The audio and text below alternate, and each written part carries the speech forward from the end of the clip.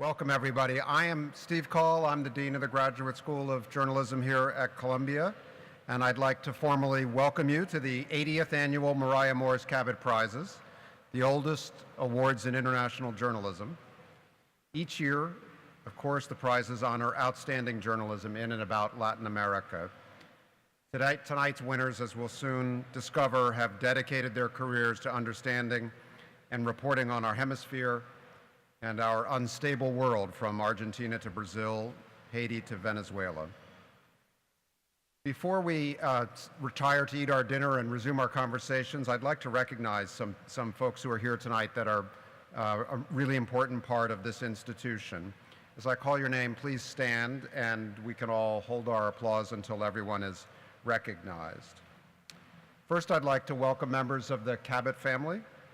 Your leadership and support enables us to honor and hold up the very best reporting about the Americas. Would you please stand to be recognized?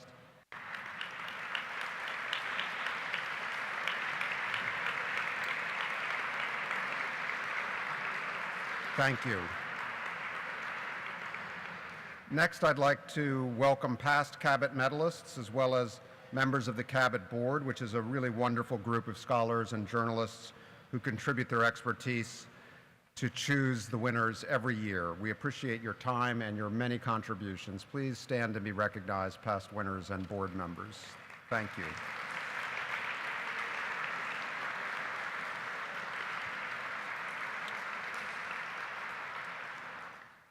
And finally, I'd like to recognize the journalism school students who are in attendance. One of the great things about these prizes for us is that the winners come and talk to our students, become part of our informal curriculum, and also the prizes support access to our school from students from all over the world. So I'd like to particularly welcome international students and the 4 Cabot scholars who this year come from China, Italy, Panama, and Spain. Please stand and introduce yourselves.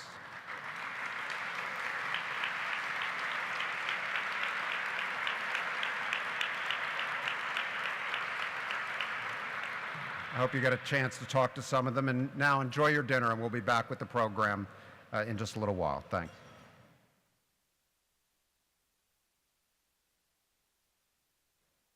Now we get to the good part. Just a few thoughts as we turn to the prizes. I think it's obvious and probably has been talked about at a number of our tables tonight that we convene this evening in an increasingly unsettling atmosphere of threats and attacks on journalism and journalists in the Americas and elsewhere. Over coffee this morning, I was telling my table mates I had to absorb the front page story in the New York Times about the reported brutal murder of inside Saudi Arabia's consulate in Istanbul of a Saudi journalist I consider a friend, Jamal Khashoggi, who is well known to many other journalists who have worked in the Middle East. You know, Jamal has spoken and written critically about Mohammed bin Salman, the brash new crown prince of Saudi Arabia, and he recently became a U.S. resident, Jamal did, in voluntary exile because of the threats against him. His disappearance is an outrage, but sadly it's not an isolated one. 8 journalists have been murdered in Mexico and elsewhere in Latin America so far this year in cases where the motive has been confirmed as related to the journalist's work, according to CPJ, the Committee to Protect Journalists. And of course, we know in this country in June at the Capital Gazette in Annapolis, Maryland, 4 journalists died in a mass shooting carried out by a man who had threatened the newspaper for a number of years. Of course, we all know that these attacks are taking place amidst populist discourse, here and abroad, that often seeks to delegitimize journalism. How are we to respond? Much larger question than we have time for right now, but I do think that one of the many answers is represented by this gathering, by the Cabot Prizes, and by its winners and the example they provide. We are here to honor journalists who, without fear or favor, continue to produce deep and influential work, sometimes under pressure, but work that is vital to any democracy and to the pursuit of fair and just societies across the Americas. We're proud of our winners tonight, but we're also inspired by them. Now it's my privilege to introduce the chair of the Cabot Board tasked with selecting our medalists each year. She comes to us from the David Rockefeller Center for Latin American Studies at Harvard, where she is the editor-in-chief of Revista, the Harvard Review of Latin America. She worked as a foreign correspondent for almost 2 decades in Colombia, Nicaragua, and Germany, writing for publications like the Miami Herald and Time. She covered the Sandinistas, the war in El Salvador, the fall of the Berlin Wall. She's written books about Guatemala and Colombia, and is a professor of journalism who also happens to be a graduate of Columbia University's Journalism School. Please join me in welcoming June Carolyn Ehrlich.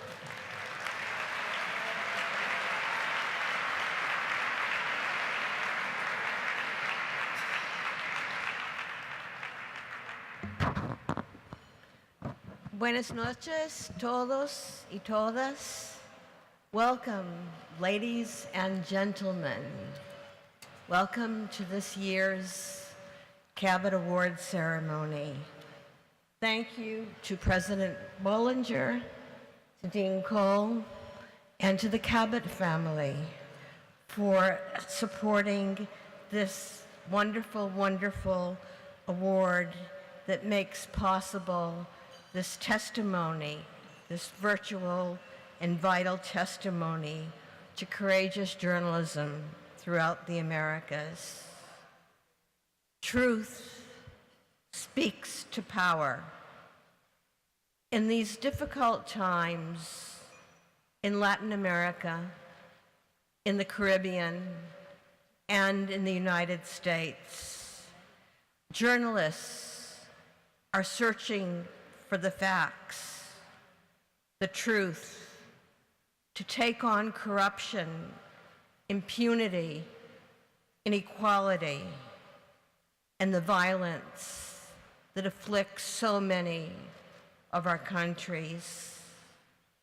Yet the quest for truth that speaks to power is not new in the Americas, and it is vital to the contribution of the understanding among the Americas. The amazing careers of those we are honoring tonight attest to that. Each of the 4 Cabot medalists and the citation winner demonstrate in his or her own way that long-time passion for conveying truth, whether through the printed word, digital media, or photography. Journalists like Hugo, Alconada Mon, Jacqueline Charles, Graciela Mochkofsky, Fernando Rodriguez, and Meridith Kohut provide an inspiration for all of us, and especially for those who are only now beginning to discover that the media are a vital antidote to spin and lies, to unbridled power, to the many challenges to human rights, democracy, and equity in our region. But it is not only a matter of opinion and passion, and no, not even just of commitment.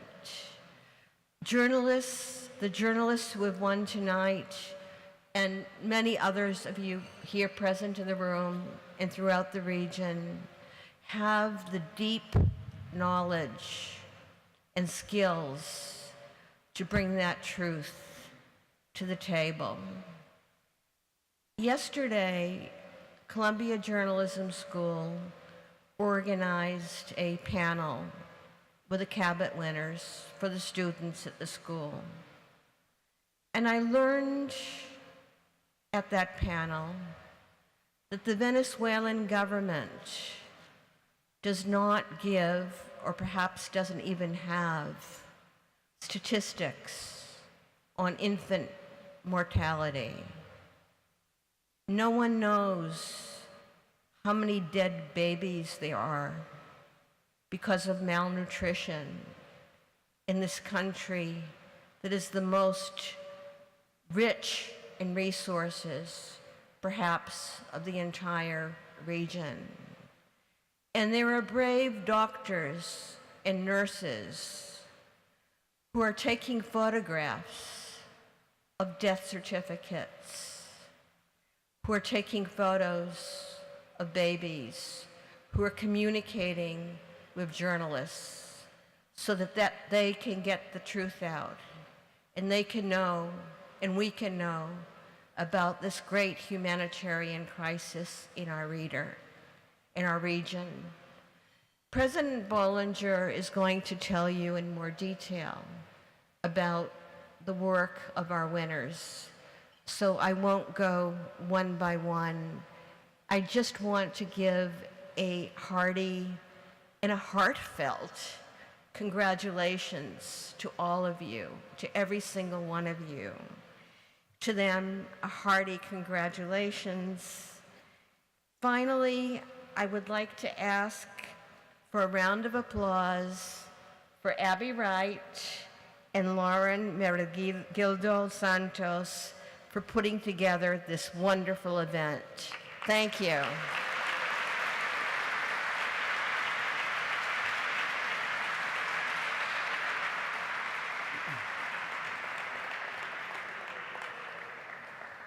Thank you, June. It's my privilege now to introduce the president of Columbia University, who will preside over this evening's Cabot Prizes ceremony. Lee Bollinger is a member of the Columbia Law School faculty, one of the country's foremost First Amendment scholars. He comes from a family of journalists and is a well-known defender of press freedom. He has been a wonderful member of the Pulitzer Prize Judging Board, a great ally and supporter of the Journalism School, and I'm so pleased that he can be with us here tonight. Please join me in welcoming Columbia University President Lee Bollinger.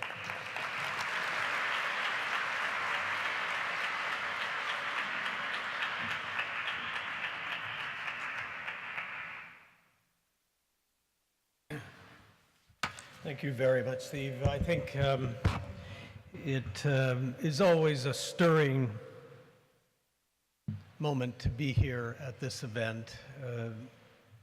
The people who are recognized by these great awards, the oldest international prize for international journalism in the world, the people who are recognized have performed such courageous and brilliant public service that it's really, really hard to put into words how meaningful this is.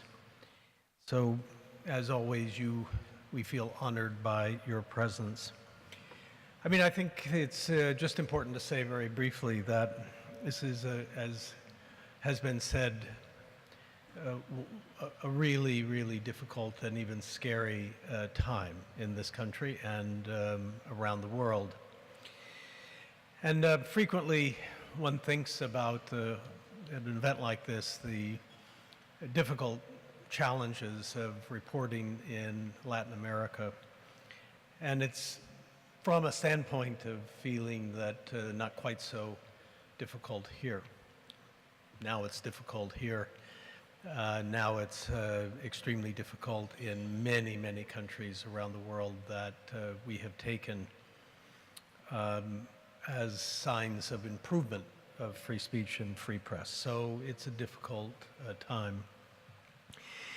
A university is a place that I think of as absolutely aligned with journalism. We do long-form journalism. That is, we take longer time. We do an objective, nonpartisan, non-ideological, rational look at issues of the world, of life, of the natural world. And we do it over a 5, 10, 20-year period, even longer, whereas journalists are doing the same thing, but on a daily, weekly, monthly basis. We're all in the same business, in my view. So with that in mind, I think we just have to recognize that a great university, and this is truly a great university, has a responsibility to try to direct its scholarship, its research, and its teaching towards the world's issues, and free speech and free press and democracy and accountability of governments and power are all part of that. There are many ways we're doing it.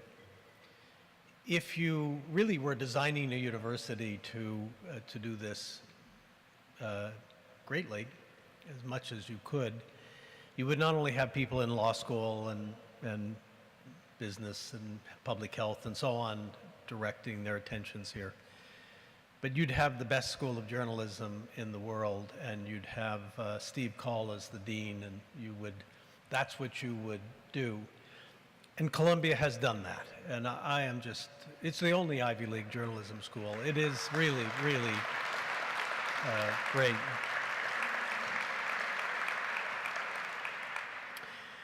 And then you'd have prizes and awards and recognition of people who have really achieved great things and you admire, and we do that with the Pulitzer Prizes, and we do that with the Cabot Awards tonight. We have also done some other things, just to make note of them. One is we've set up some years ago a center devoted to studying and working on global free expression around the world. Nowhere before this has it been possible to assemble in one place, a website, all of the decisions every week, every month that happen on freedom of speech and press around the world. You can go to the Columbia Global Freedom of Expression website within the Columbia system, and you will find there short synopses and references to all the decisions. So that, in my view, is a service of great importance. But we also have many projects and connections and work with people all over the world on enhancing free speech and free press. And then more recently, just a year ago or so, along with the Knight Foundation, we set up the Knight Institute on Free Speech at Columbia with a major grant from the Knight Foundation and a matching grant from Columbia, and we're raising money for this now, and it is actually up and running, and its purpose is not only to foster study and public education about free speech, free press, but also to litigate. And so this is embedding within a great university an organization whose purpose, whose mission is to include action in the world. Already there are some quite important cases that have been filed. So I just want you to know that we take all of this extremely seriously at every level, research, teaching, and in the schools that we have, notably the journalism school, and in these institutes. So let me now begin with the awards, and we start with Hugo Alconada Mon. Please come to the podium.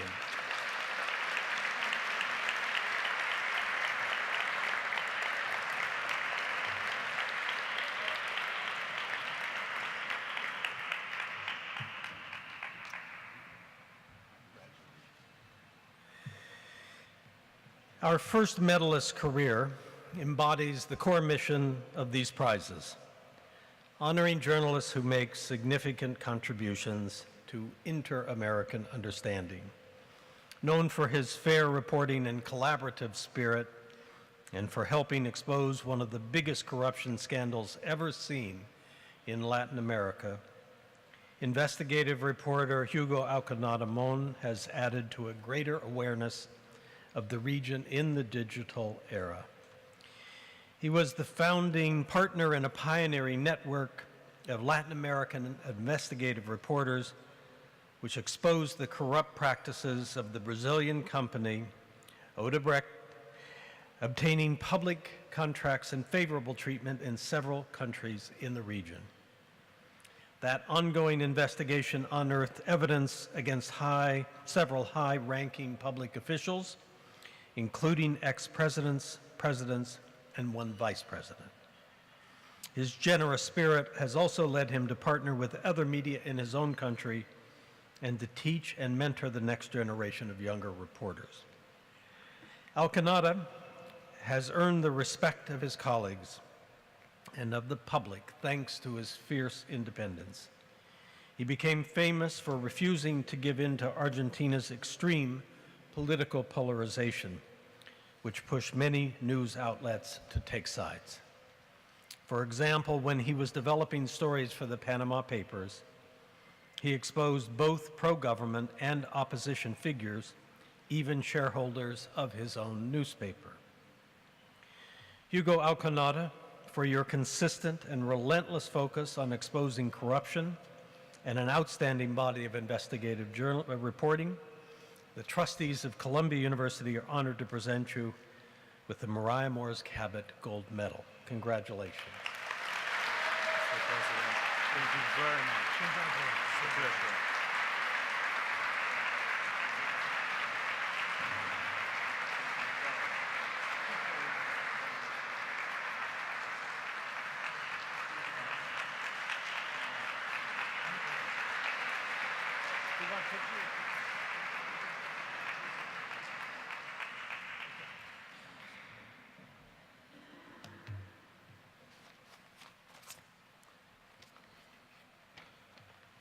Good evening.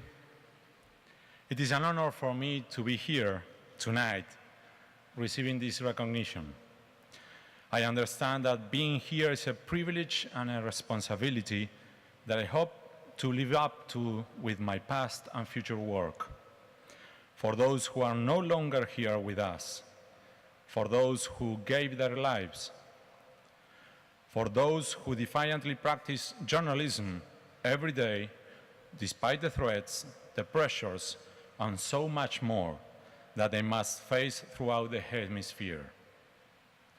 I want to thank my colleagues, editors, and owners of Diario La Nación. This prize is only possible thanks to you. Thank you. And I want to take the opportunity in particular to thank my wife and my children.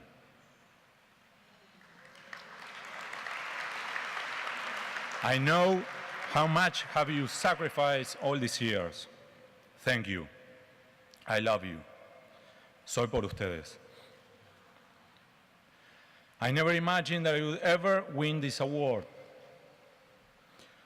because I know who has won it in the past, true giants of Latin American journalism, and because I know why they won it, milestones of our profession.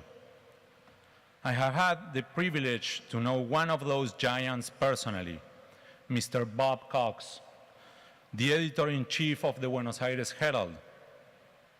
I know him because he was a decisive figure during the dark days of the Argentine military regime.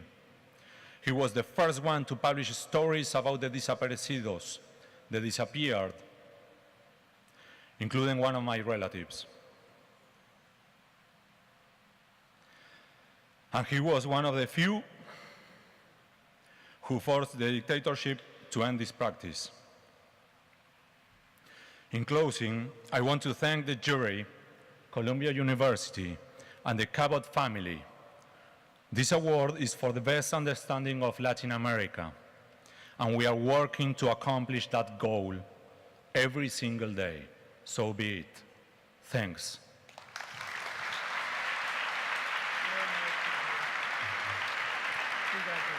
Thank you very much. It's a privilege for me to be here. Thank you.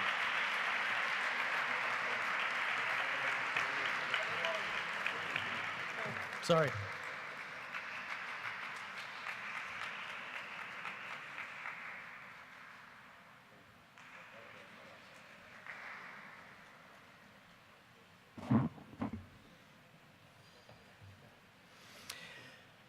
Jacqueline, Charles, please come to the podium.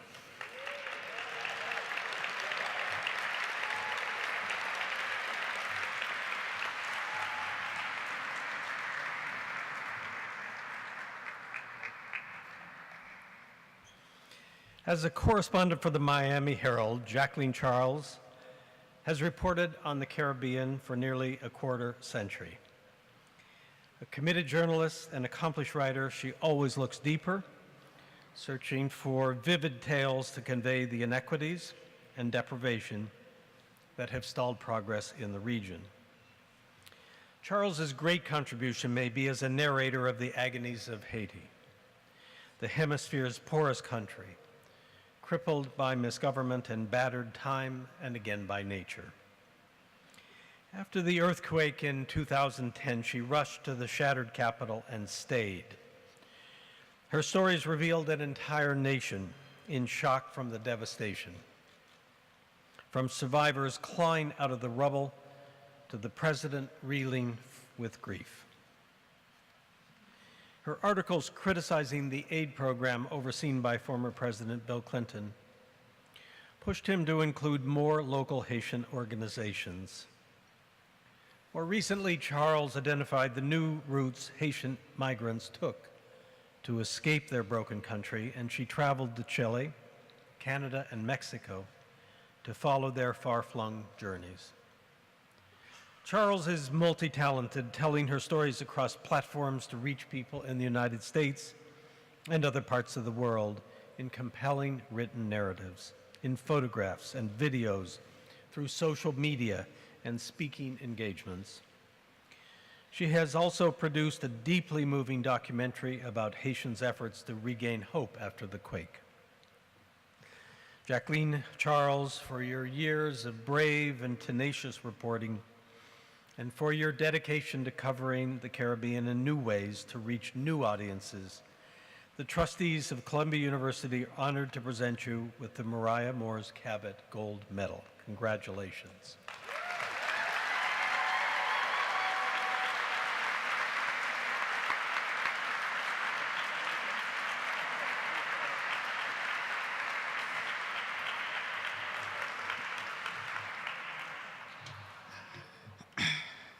Good evening.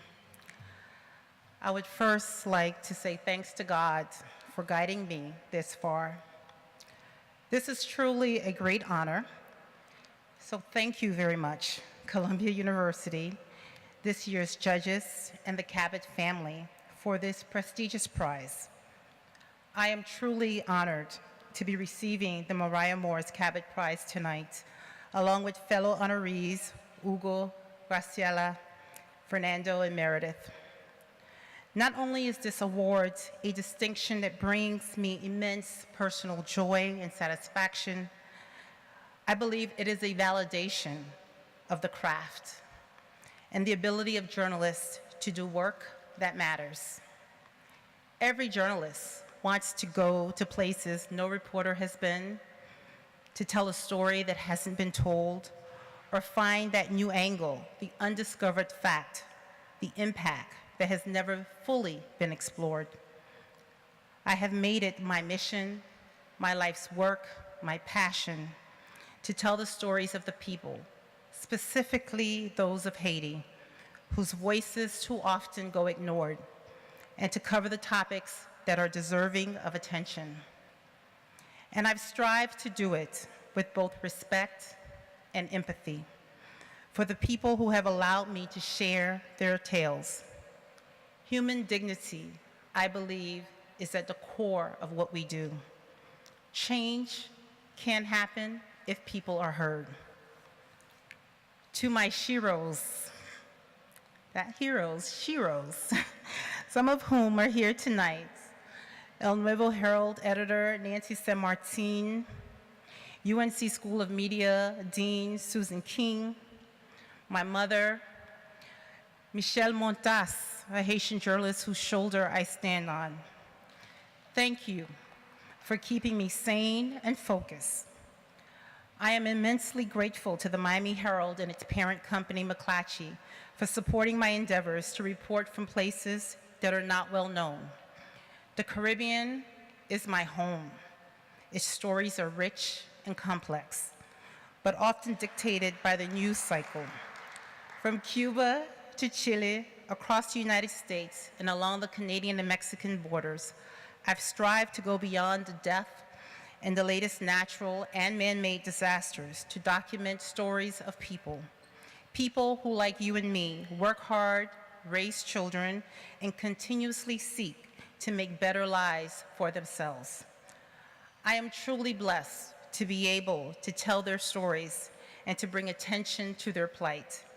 The commitment of my newsroom and that of executive editor Mindy Marquez Gonzalez and my editor Amy Driscoll tells the world that the Caribbean, and specifically Haiti, it is not a foreign story. For us, it is local news. So on behalf of all, past and present, who have been recognized for excellence in reporting on this region, I say thank you. And for us, the mission continues.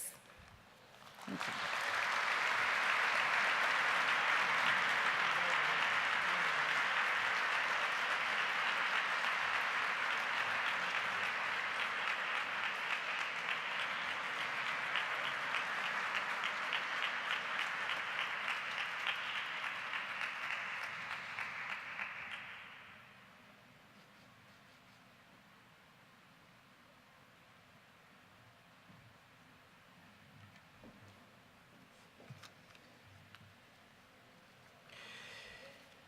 Graciela Mochkofsky, please come to the podium.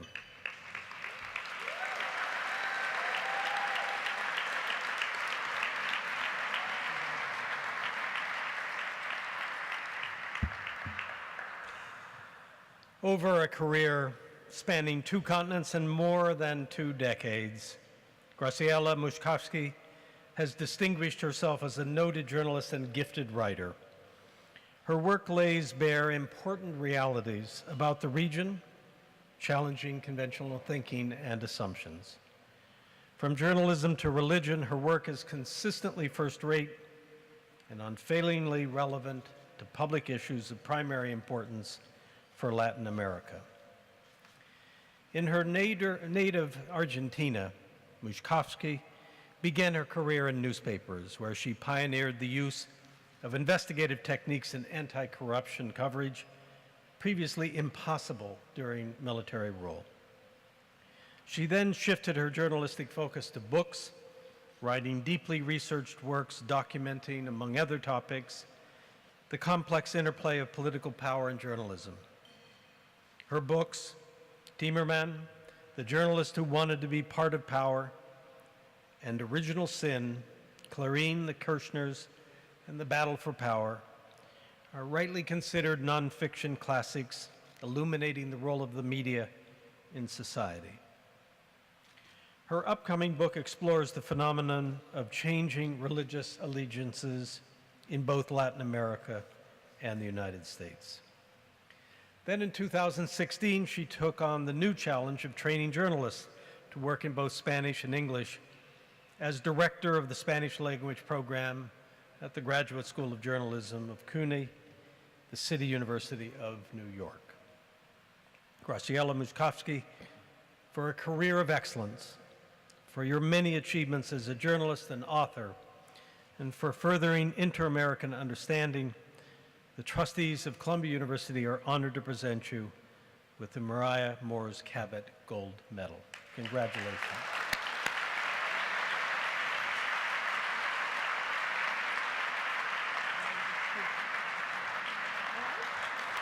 Okay.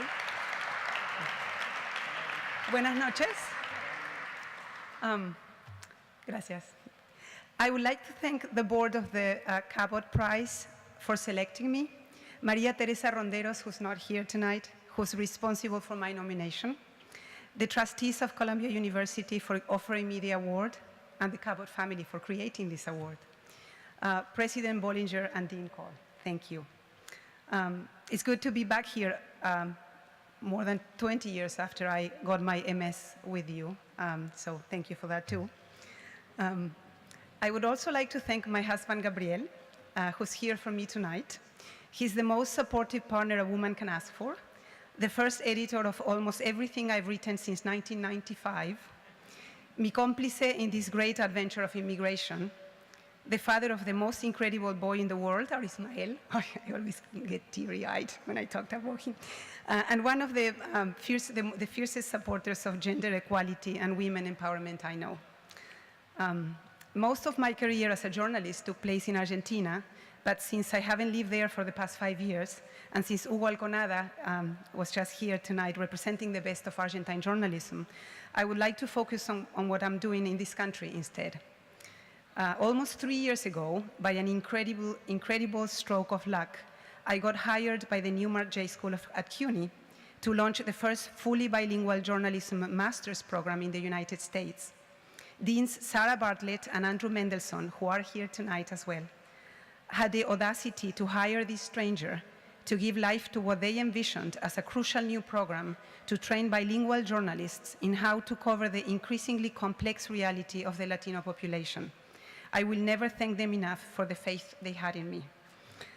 Latino communities in the United States comprise a widely diverse population that go from the descendants of the original inhabitants of New Mexico, Texas, and California, when those were still Mexico, to the Puerto Ricans who belong to a US territory, to the Latin American immigrants coming from many different countries throughout the 20th century and in more recent years. Mexicanos, dominicanos, cubanos, colombianos, ecuatorianos, salvadoreños, hondureños, guatemaltecos, venezolanos, and so on. Finding one simple definition of Latino is impossible, and some people argue that it's because there's no such thing as a Latino, as you can reasonably argue that there is no such thing as a Latin American. There is no agreement about the term Latino either, and many people prefer to call themselves Hispanics or ask that we simply recognize that it's trying to put into one bag lots of very different people coming from different countries for very different reasons at very different times in history. This wonderful complexity has for too long been lost to what used to be mainstream America. In mainstream media, even today, Latinos have been ignored, misunderstood, underreported, stigmatized, and grouped into an indistinguishable mass only defined by the immigration experience and by the assumed use of Spanish that many, but not all of them, actually speak. As you know, this is a particularly difficult time to be Latino in this country. Just speaking Spanish can get you hurt. Latinos are being targeted by the worst kind of hatred, one that can't see their faces or their hearts, one that puts their children in cages. What we are trying to do at the bilingual program is to unpack this history, these cultures and identities, and to find a new way to report on and to talk about them, a better way, a respectful way, a truer way, and hopefully to help create more understanding and empathy and safety for people who are intrinsic to the social fabric of this country. We need more coverage of Latino communities. We need more bilingual reporters. We need more Latinos in newsrooms across this country. We need more interregional understanding of US stories. Thank you. My students sacrifice a lot, our students, my dean is here, sacrifice a lot to come to our school, certain that we will help them become better journalists and offer new paths for their lives. I am humbled by the sacrifices they make every day. Our school demands full dedication from people whose plates are already more than full. Somehow they perform brilliantly in class while at the same time working night jobs to pay for their rent, to support siblings and parents, while caring for sick family members or their own little children. Some are recovering from trauma, a kidnapping in Mexico right before moving to New York, a father threatened by the Maras in Central America in the middle of the semester. And yet, they shine in class, they shine in their summer internships, and they are shining today in newsrooms across this country. How do they do it? I don't know. What I do know is that I am proud of them, that they will change the way we do journalism. They will do better than we did, certainly much better than I've done, and I can't wait to be sitting there in one of these tables, crying with pride when one of my students receives this award. Gracias.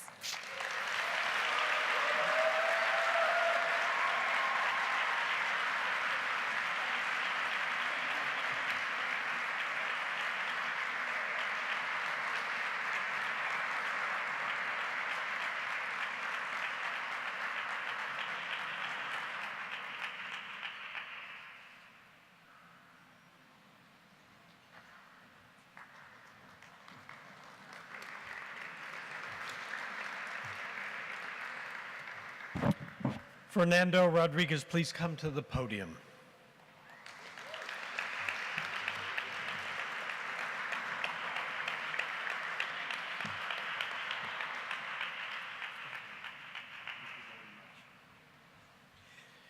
Fernando Rodriguez, for almost 3 decades, he had a distinguished career at one of Brazil's leading newspapers, where he excelled as a reporter, international correspondent, editor, and columnist. Then at the end of 2014, he fell victim to the downsizing that has affected newsrooms all over the world. Except in this case, the layoff turned into an opportunity for Rodriguez to create an innovative news organization, Poder 360. It started as a paid newsletter and evolved into a digital news platform. He went from unemployed to employer, hiring other journalists to help him continue his outstanding political coverage. Throughout his career, Rodriguez has published investigative stories that have had a strong impact on Brazil, including a team project on racism and his own expose of politicians who were paid to vote for a constitutional amendment that allowed the Brazilian president to run for re-election. He spent years setting up an unprecedented database of information that showed how thousands of Brazilian politicians became richer after each election. Rodrigues has been the Brazilian partner in several ICIJ transnational investigations, including the Pulitzer Prize-winning Panama Papers. A champion in the successful campaign for access to information law in Brazil, he was also one of the founders and leaders of the Brazilian Association for Investigative Journalism. Fernando Rodriguez, for pioneering efforts to improve transparency in Brazil, a career dedicated to political reporting across platforms, and for your commitment to promoting better inter-American understanding through journalism. The trustees of Columbia University are honored to present you with the Maria Moors Cabot Gold Medal. Congratulations.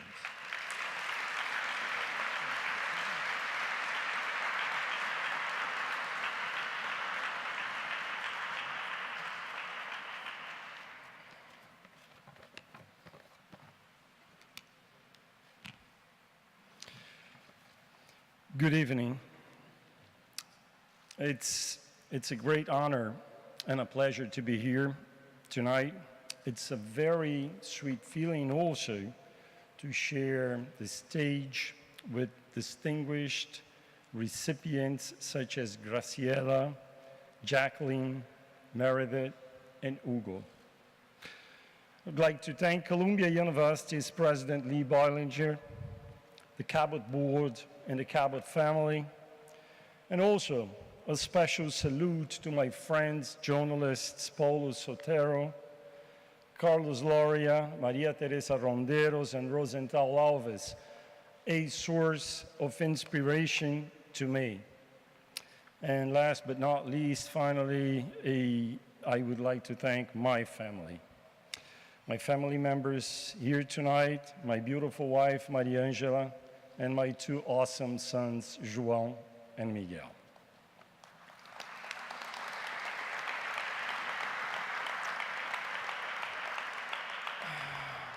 Well, I decided to be a journalist at the age of 17. I'm 55 now.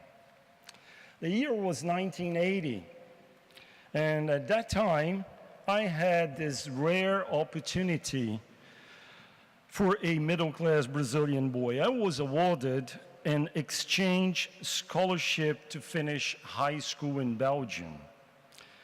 In 1980, Brazil was still a dictatorship. When I arrived in Belgium, I was overwhelmed by the amount of free information available. It was like an epiphany for that young Brazilian boy, and my passion for freedom of expression and access to information was ignited like a flame.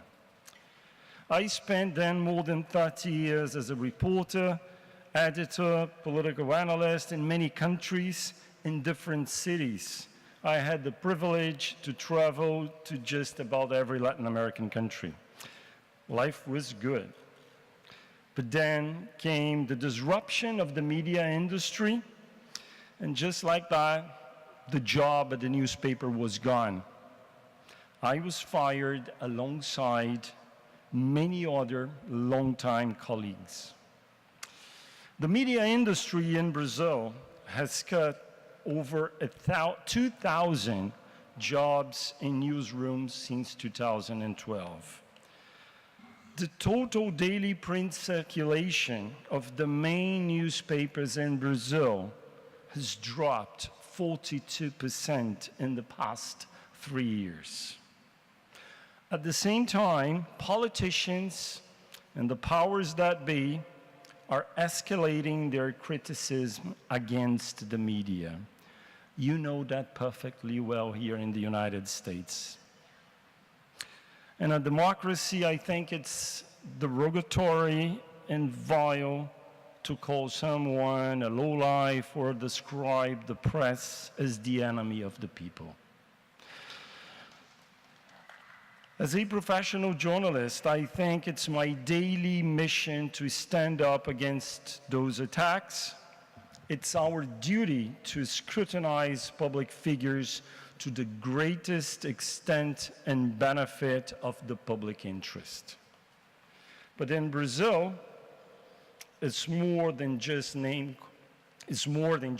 calling. We are in the middle of an election cycle in Brazil. And during the current campaign, candidates running for office have filed 374 lawsuits against news outlets and journalists, according to ABRAGE, the Brazilian Association for Investigative Journalism. In the days preceding last Sunday's vote, there were about 1 million posts on Twitter criticizing the media. Most of those tweets came from politicians and their political operatives. Last year alone, there were 82 violations against freedom of expression in Brazil.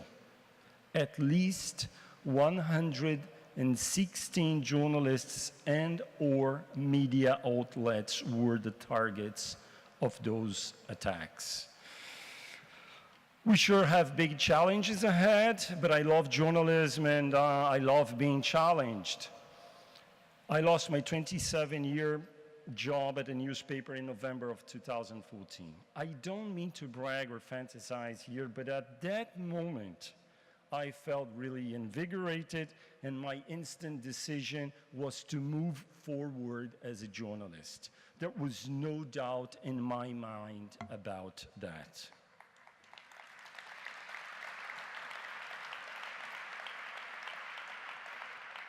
A few months later, in May of 2015, Poder 360 was founded.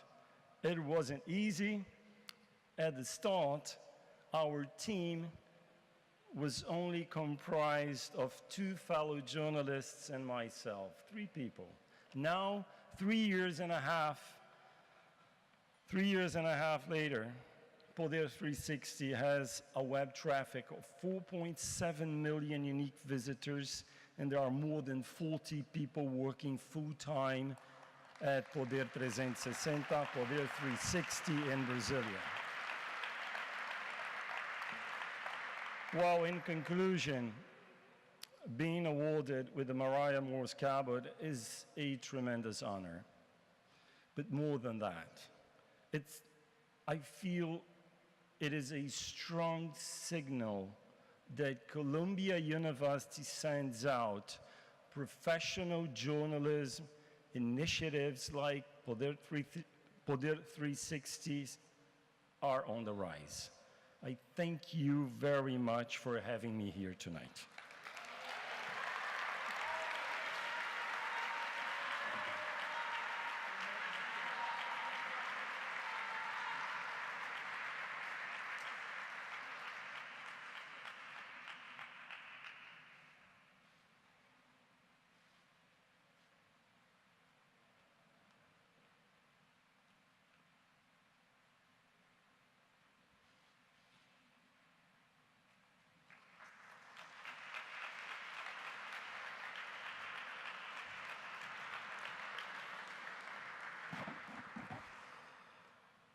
Meridith Kohut, please come to the podium.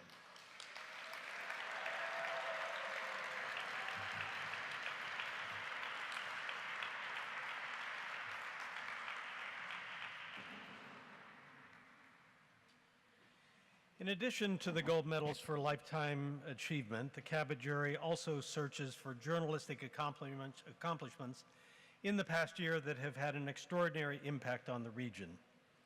Such was the case with the remarkable and devastating collection of photographs from Venezuela by American photojournalist Meridith Kohut.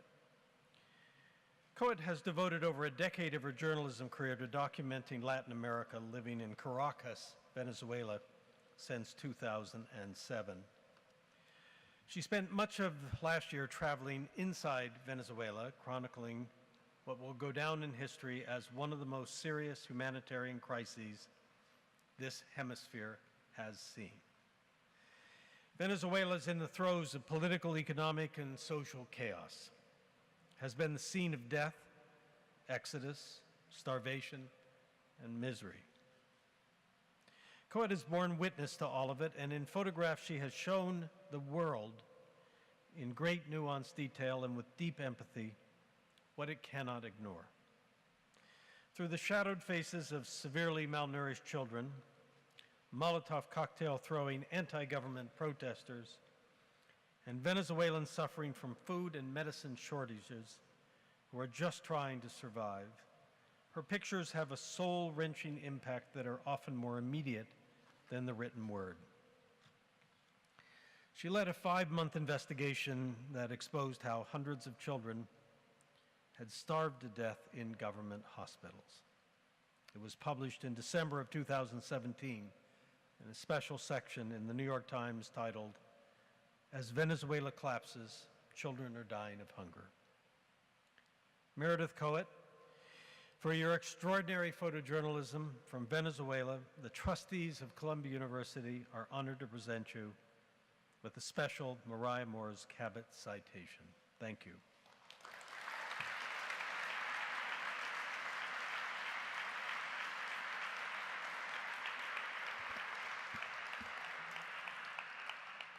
Good evening, everyone.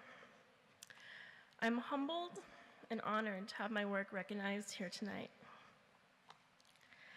People die unnecessarily every day in Venezuela because of severe shortages of medicine and medical supplies in government-run public hospitals. Over 90% of basic medicines are either impossible or very difficult to access. My first reporting trip to a Venezuelan hospital was shortly after a massive blackout. 7 newborn babies had just died when the power cut stopped their respirator machines from filling their tiny lungs with oxygen. Authorities at the hospital denied to give the babies' remains to their families. To have done so would have required a death certificate and to be issued, and their deaths counted among Venezuela's skyrocketing infant mortality rates. My New York Times colleagues and I found their corpses tossed among heaps of garbage in the hospital morgue. Government authorities had preferred to hide the truth behind their deaths instead of taking responsibility for their failures. In the same hospital, brave doctors snuck me into the emergency room and blocked the doors with their bodies so that soldiers could not enter as I photographed a man that had been stabbed and was bleeding. The doctors could not operate on him because they had no way of even making an x-ray of his chest. When I asked him for his permission to photograph him, he agreed and calmly told me to please tell the world. I've dedicated the past 3 years trying to do just that. Contests and awards for photojournalism have always made me uncomfortable. I feel very strongly that what makes photographs powerful are the people in them, not the people who take them. My photographs being recognized tonight are no different. They're only compelling because of the extraordinary suffering and circumstances of the people in them. Their ability to face and overcome hardships with such grace and such resiliency, and their courage to stand up and to be that face that represents the suffering of so many is what truly deserves recognition. The Venezuelan government denies that the humanitarian crisis exists. They have threatened, beaten, jailed, and forced into exile journalists who report on the crisis. Over 75% of Venezuelan newspapers have had to close. Yet because of the bravery of committed journalists and of those who have allowed their struggles to be documented, we have been able to publish stories and photographs that serve as powerful, undeniable evidence of the true reality in Venezuela. As a photojournalist, it is incredibly humbling to be tasked with the responsibility to bear witness and to be part of the bridge that connects their stories to the world. First and foremost, they're who I thank tonight. I'm also feeling a profound amount of love and gratitude to my New York Times photo family here in New York and my team in Venezuela, who supported and make this work possible. Special thanks especially to David First, to Craig Allen, Megan Peterson, and Isayin Herrera. Thank you. Thank you also to the Chris Hondros Fund for their generous financial support of this coverage. I'd also like to thank the Cabot family, Columbia University, and the Cabot Prizes jury for valuing and supporting journalism in Latin America. And last, but certainly not least, thank you to Donna de Cesare, my long-term mentor and the 2013 Cabot Prize medalist, who first inspired me to work in Latin America over a decade ago and who nominated me for this recognition tonight. Gracias.